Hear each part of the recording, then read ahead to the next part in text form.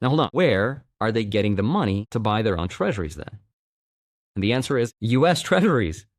By selling US treasuries, they get dollars, which they convert to yen. Their yen gets a buyer and their bonds get a buyer. And the US assets, they get a seller. And this is where it becomes a US problem. Here's how all of this is connected back to the US.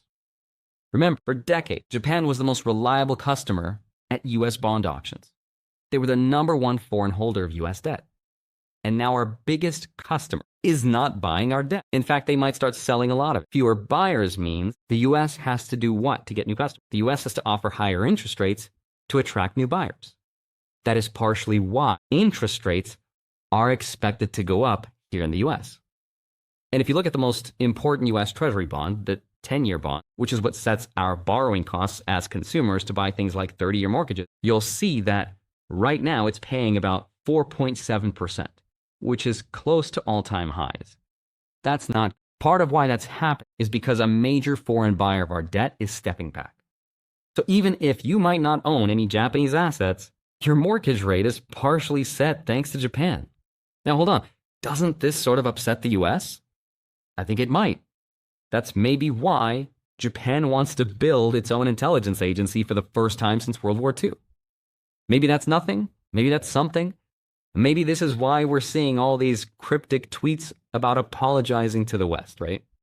Okay, if you're in Japan, there's a problem with your plan because Japan does not control what investors do with their money. So what if the money doesn't want to come home? What if foreign buyers or borrowers just keep rolling their cheap yen loans forever?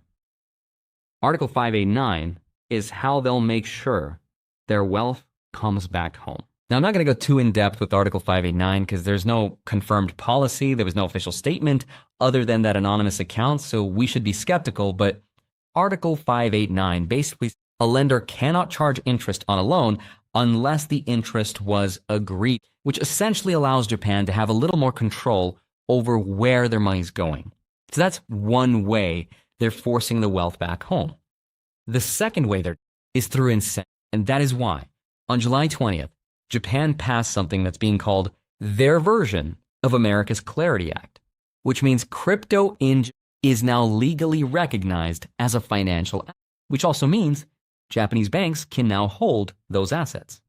Now, the crypto bros are like, yeah, XRP and Bitcoin's going to the moon. Why Japan is actually adopting crypto has nothing to do with trying to pump crypto. It has everything to do with incentivizing capital to return back. And even more importantly, it's a system for them to buy back their own bonds. One of the ways they've incentivized crypto is proposing tax cuts from 55%, where Japanese crypto wealth stayed off, down to 20%, where it might come home onto their regulated exchanges in yen, in their tax system, right? They're giving those people an incentive to return the wealth back to Japan. But even more, they are using crypto as a means to offload their debt onto the world and their own companies. How we know this is because here, stablecoin companies have become some of the biggest buyers of US government debt. And Tether is an example of this, right?